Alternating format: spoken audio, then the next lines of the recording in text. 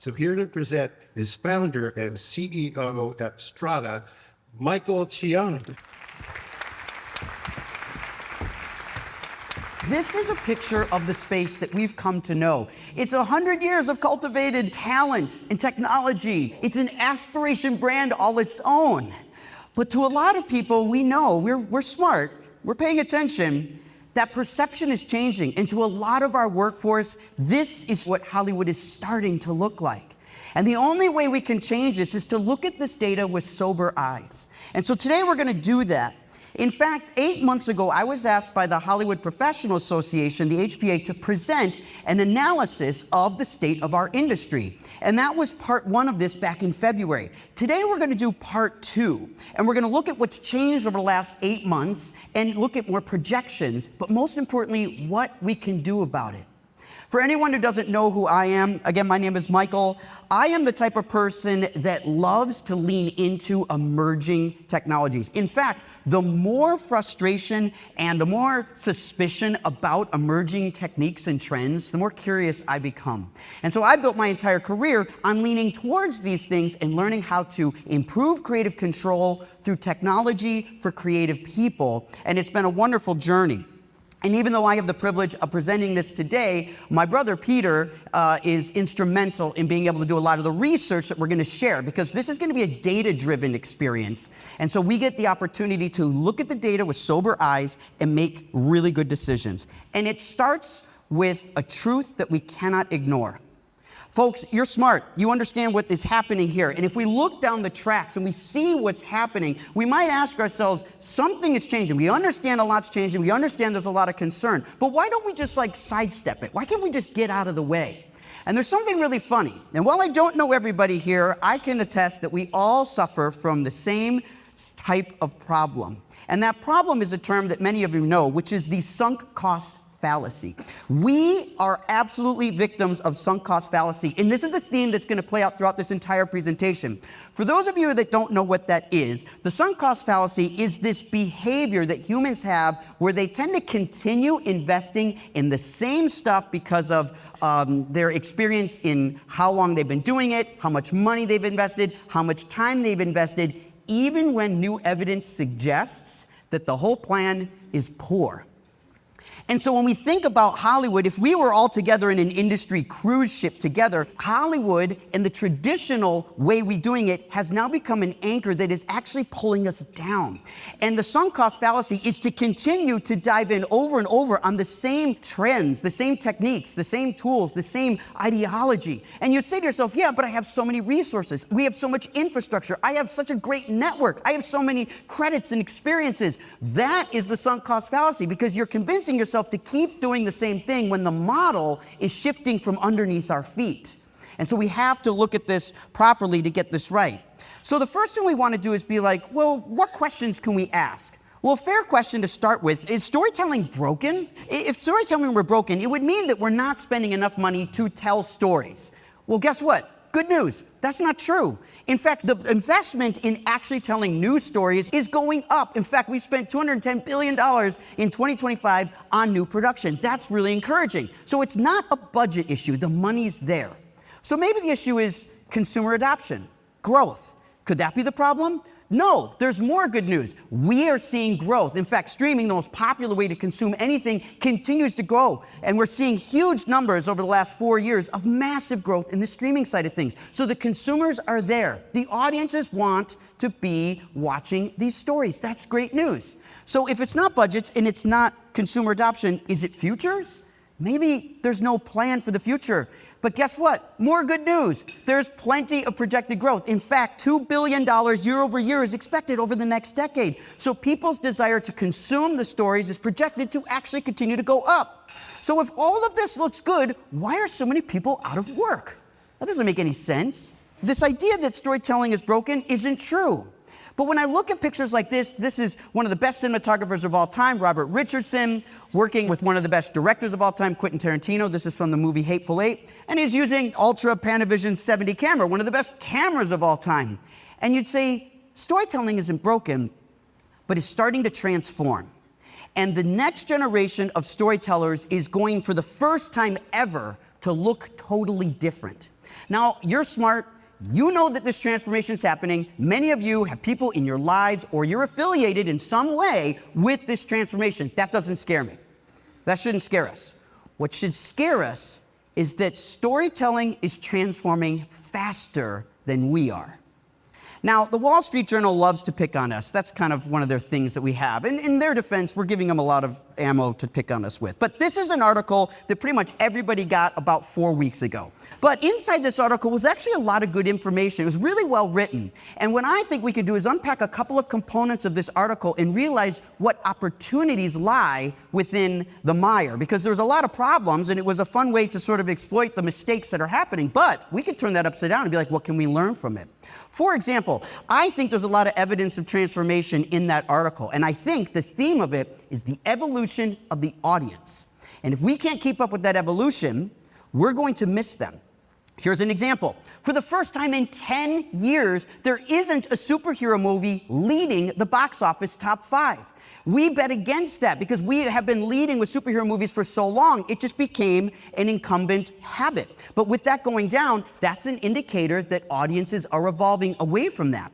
Another indicator would be fringe markets. See, in Hollywood space, we look at anime as an outsider, a fringe. But films like Demon Slayer come around for $20 million. It does over $600 million, and it's on its way to surpass many of the major motion pictures in box office. But it's now mainstream.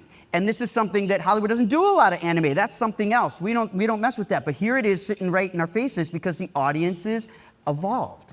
And then you could think of something like this. A movie that's roughly 85 years old is now repurposed in a completely new environment. You could also think of environments like Cosm or even Taylor Swift. These are cinematic experiences, and they're not the same as a traditional story. All of these point towards an evolving consumer. And we have to get ahead of that. That's the transformation speed. And when we take ideas and we cultivate them and we greenlight them and shoot them and deliver them, that takes us so long that the alternative solutions can move so much faster that we're always behind. And so I don't think the problem that we have is financial at all. But what if the problem we have maybe is with values? You see, when I think about the values of Hollywood, I think that the heart of Hollywood creation is the middle class of creativity. And the middle class is hanging on by a thread. You know, I have so many friends that are right on the edge of this. And we look to the leaders and the studios and the people that finance and greenlight and build this. They are the ones that are responsible to make great decisions. Infrastructure, talent, money, all those resources. They're the ones that have to make good decisions to employ the middle class. Because there's no secret. If you leave a studio to its own devices, it doesn't actually make films. The middle class makes the films for them. We understand that relationship, right? It's different. But I think if we fail the middle class, then we're on the edge of a creative workforce collapse. Because they are the ones that are suffering the most when it comes to bad business models. Here's an example. There was this meme last year that drove me nuts. It was survive till 25. The problem with that meme is that all the data suggested 2025 would be worse than 2024, which is the case. And we're seeing an actual 37% decline in overall production year over year. So this is a major repatriation of the amount of hours that are being booked in the shoot days. When it comes down to individual hours, some people say, I think I actually worked more days during the pandemic than I did in 2025. Yeah. This is a major decay. In fact, it's a 30-year low. The last time we had this few hours worked in production was 1995, where a portion of our workforce wasn't even born yet. That's how long this has changed. And my brother, Peter, was just at a studio when he was walking through the lot, and he had never seen so many empty stage after empty stage after empty stage, and he couldn't believe it. The infrastructure that we have is overbuilt, and we don't have enough demand to fill the supply that we have. We are not confused why this is happening. Nobody here should be confused why this is happening. The reason for this is the rise of the creator economy.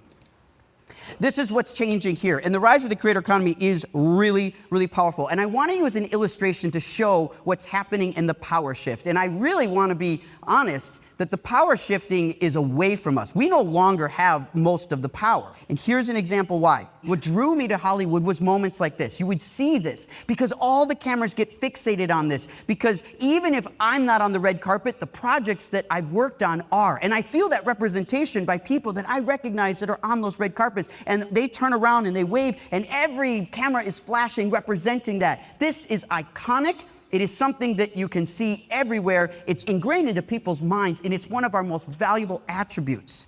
But here's the thing about Hollywood.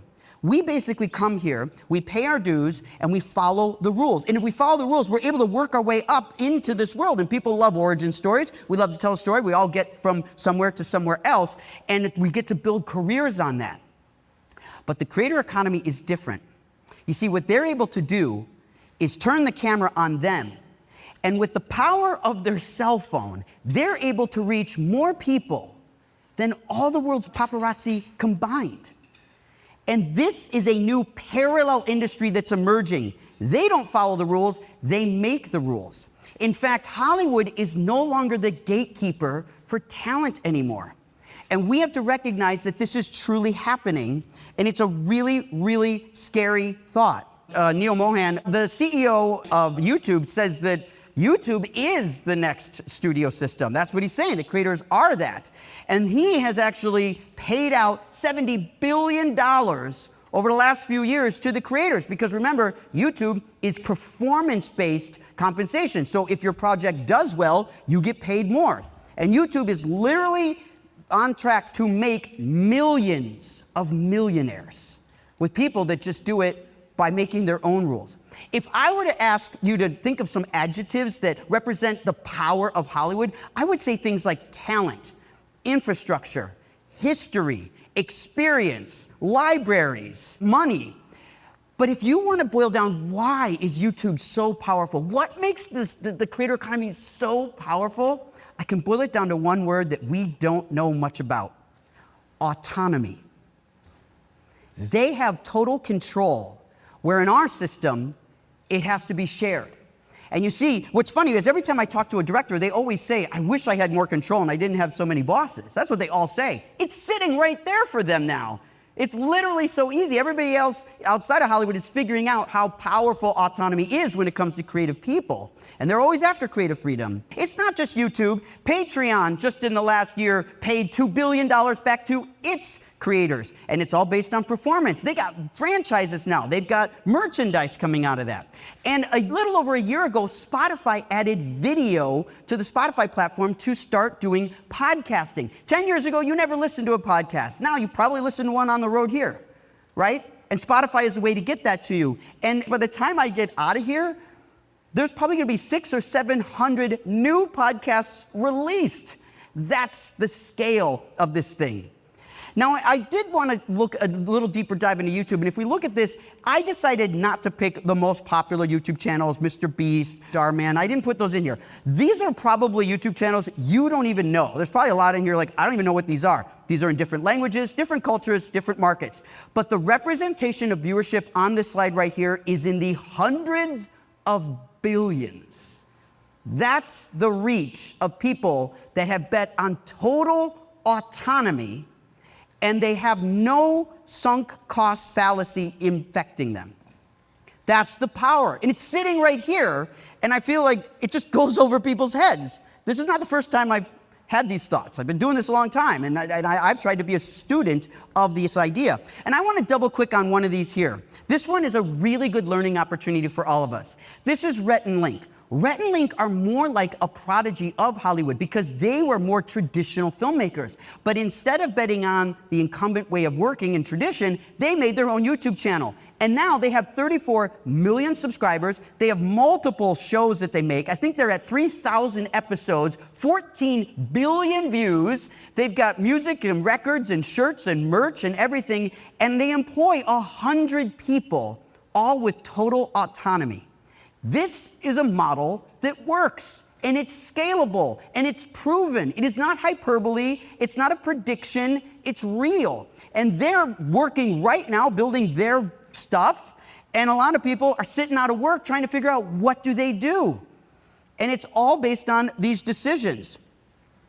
Now, when I gave this presentation back in February at the HPA, I bumped into a friend after I talked about it, like right off the stage, and that friend said, well, you forgot something, you left something out. And I said, well, I tried to put everything in I was thinking of, what did I leave out? And he says, well, what about AI? He says, you didn't put anything about AI and how that's impacting our industry. Folks, nothing that is happening to our industry right now is because of AI. If AI is this enormous tsunami that's going to come and annihilate everything, it is still so far out to sea. I question we should be that worried about it right now. We got bigger problems that are right here. And it's important to understand that if we're going to exert a lot of energy to stop this technological, innovation from coming, well, what are we giving up in the meantime? And is it actually going to matter? Now, what's interesting about this is a lot of people believe that AI is an existential threat to our industry and it must be stopped. But I'm not so sure. I'm not so sure. In fact, just last week, the director Guillermo del Toro was on tour giving a presentation to his latest film, Frankenstein, and he did a Q&A at the end of a screening. He kind of is about to leave and he turns around and he turns back to the audience and he says, Unplug AI. And I was like, I wonder what he means by that. That's a pretty strong statement. And he's a very influential person and certainly can infect a lot of thought. So I was like, well, what does he mean by that? So let's try to unpack this. Could he mean that all forms of AI are bad? Well, the problem I have with that is that AI is already here. In fact, every single one of you used it today. You probably Googled the address of this place, put it in your phone, and wherever you live, you used AI to find your way to the parking lot. And for the last 15 years, every call sheet on every film has a Google map attached to it. In fact, the crew members use it to get to work, including Mr. Del Toro. So he can't possibly mean that all AI is bad, that this has got to be okay. We're allowed to use maps to get around. I think he probably didn't mean that. So maybe he means AI can't be in the film. You can use AI to get to set, but you can't use it in the film. Well, the problem with that is tools like this. This is a tool called Massive. It's actually built by Weta, which was Peter Jackson's visual effects company. And he started this company 25 years ago to build the Lord of the Rings trilogy. Now, if you look closely, Massive is using procedural AI to create these armies. And if you watch one of these little guys, they will react with some other guy, and they'll react, and they'll react, and they'll react. And depending on what the other guy has and is holding or is moving or not moving, even things like topography and terrain are in play. In other words, we're not animating and keyframing every single interaction. AI is generating the results. You can have these huge armies at scale do these things. And this is a quarter-century old AI technology in Oscar-winning films. We certainly didn't have a problem with it then, and that even went on. In fact, if you go back almost 35 years, Phil Tippett and Mark DePay were pioneering this really early version of procedural AI with their flocking simulation of the Gallimimus. If you remember the Gallimimus herd running through the fields, that was this early form of this, and it matured. Robert Zemeckis got into it with Polar Express, and then iRobot and Avatar. And if you look at this list, these movies are kind of old. This is the old stuff. Now, it's literally in every single film, including, like, colorists use AI all day long just to track faces so that they can be contrasted and color corrected differently. That happens millions and millions of times a day on millions of frames of television and streaming and feature films. It's everywhere. So Del Toro couldn't mean this. He couldn't say this is bad because it's been around for so long, it's prevalent, it's certainly anchored into our industry. So maybe what he means is generative AI, and that's different. And I wonder about this because is the concern that we have about AI that it shouldn't be in Hollywood? Or is the concern that for the first time AI is available to people outside of it? And so we have to think about that. Now, I personally do not think AI is going to be an existential threat to our industry, but my reason for it is a little bit different. And so because I have to move quickly, I just want to point out a massive flaw in AI. And that is they have a business model that doesn't work. So I'm going to try to prove it with all of you as well. Now, if we just take a high-level look, I got to back up and do a high-level look here. This is how the AI business model works. You have to train models, and training models is super expensive, and it takes a very long time, so it's very capital intensive. So you need investors to come and pay for the training of these models, which takes years and hundreds of millions of dollars. Then you build a software product. Now, normally, you take the investors, they build a product, and then you sell the product to customers. That's software as a service. This is really valuable because you can scale that software infinitely. The more people that buy it, the more licenses you sell, and it scales. That's why you have these crazy valuations with SaaS companies.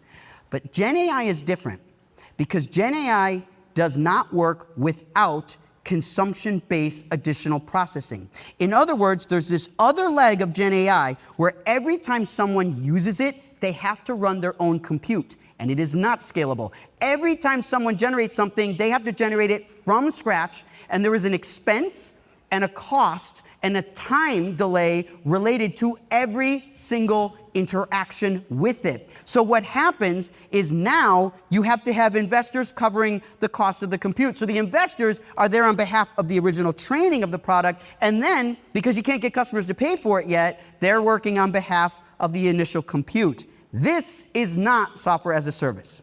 And the reason this is critical is because there are some models of businesses that do try to work this way, but nobody has ever tried to build a model where investors cover costs on behalf of customers measured in the trillions.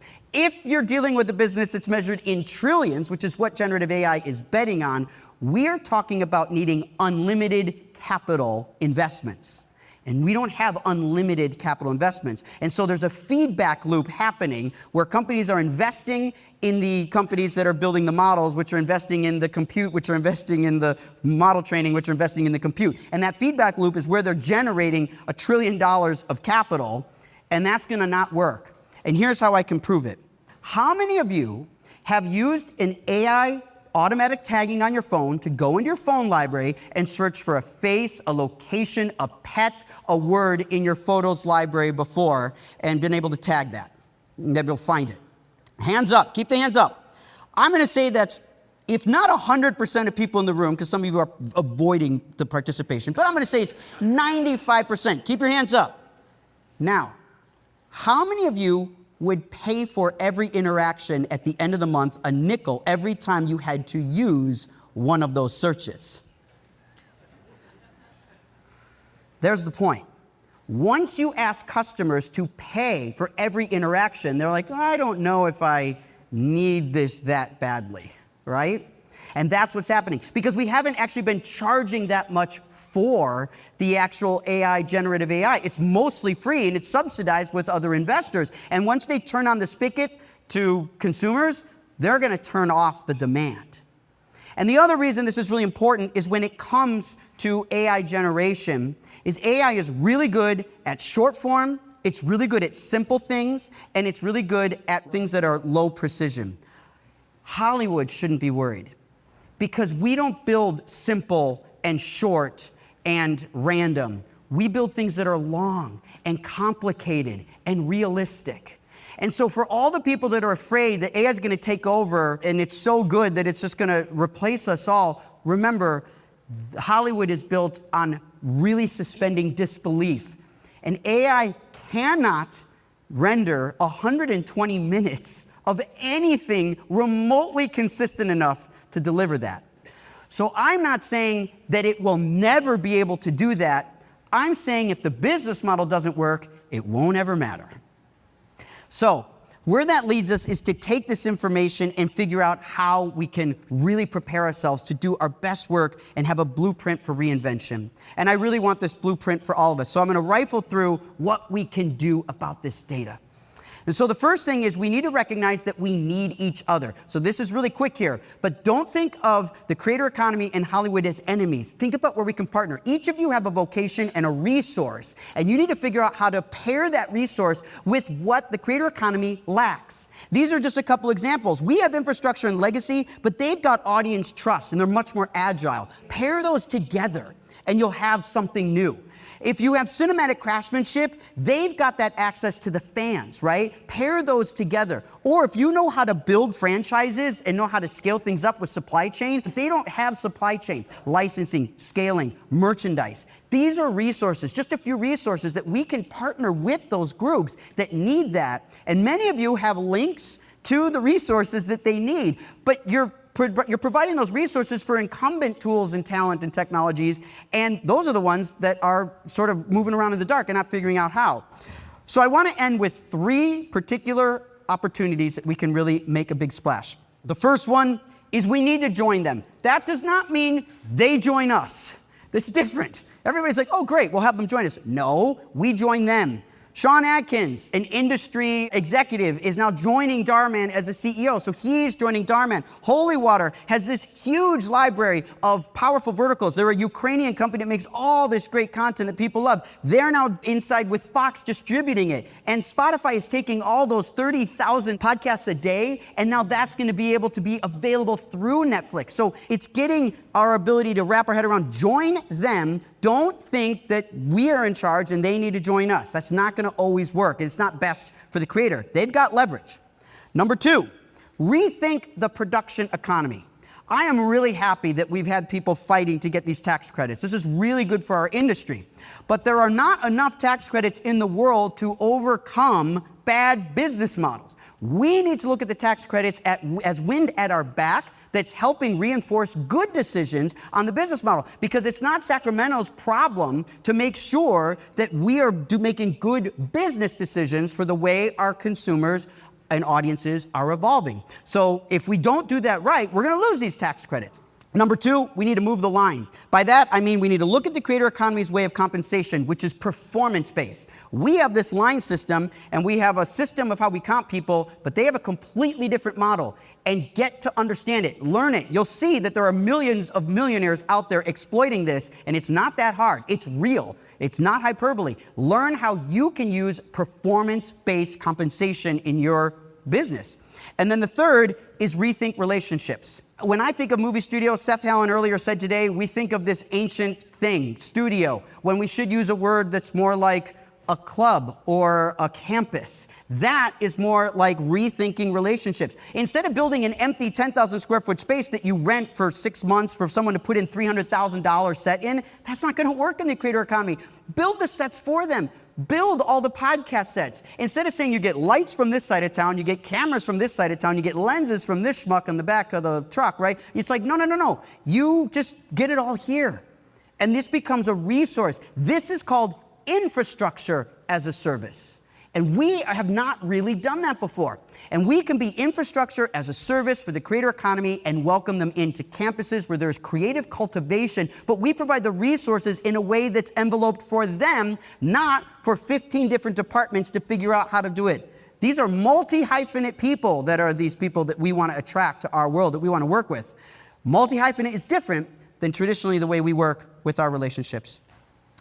And then the third one, I've been debating all week whether or not to show this slide. This has been really tough for me. This is a tough slide because I don't have to read about people that haven't worked in a year. I know them. I don't have to read about people that have left town because I had dinner with a couple on Friday night. Like, it's so close. People are really hurting, and it's that middle class that suffers from this. And so I hope that this point is really lands with people because it's really hard to explain this. But when I was a kid, there was a show called Wild America, and I used to watch this on WTTW Chicago. And it would show the wolves' relationship with the caribou. And I didn't understand who was the villain. Because when the caribou could get away, the wolf pups would starve. And then I would want the wolves to survive. But if the wolves catch a caribou, the herd suffers. And I felt bad for them. And I didn't understand the relationship. And I just thought this was just evil. But I realized what I learned on that show as a kid, watching it much younger than I probably should have, there has to be a balance. And the balance requires sacrifice. And we have been living large for so long that we're not making enough sacrifice because no one wants to sacrifice a caribou or a pup. And I understand that. But the problem that we have to overcome is we've got to right-size this industry. And this is going to be the toughest one, because I know no one wants to be the sacrificial lamb in this story. I get that. But we have too much supply and not enough demand for the types of things that we make and the types of people that we reach. And so we have to make sure that we're able to do that. The next golden age of storytelling isn't going to happen in a studio. It's already happening in 1 million garages. And we got to get on that train. Remember what I said, the thing that scares me isn't knowing what's happening, it's that realizing that storytelling isn't broken, it's transforming faster than we are. So my hope is that this comes off encouraging, because I think there's so much positivity going into this. We've got the resource, we've got the talent, we've got the infrastructure, we even have the money, both from the investments of the work we've done and the government supporting us. And of course, the workforce is dying to get back to work. But if we can't make good decisions, especially above the line, it's not going to matter. And we're going to have a workforce collapse. And we're going to have more and more people leaving town. And we can't afford that. And we know what we want Hollywood to look like. We want it to go back to looking like this. And we want this to be everyone's perception. I don't want Hollywood to be erased into just a zip code. It's too important. It's an aspirational brand, not unlike Apple or Nike. We've achieved that already. But if we don't do it right, we can squander it. And it's critical that we don't do that. I hope this information is useful and we can put it into action and make for a better tomorrow. Thank you, everybody.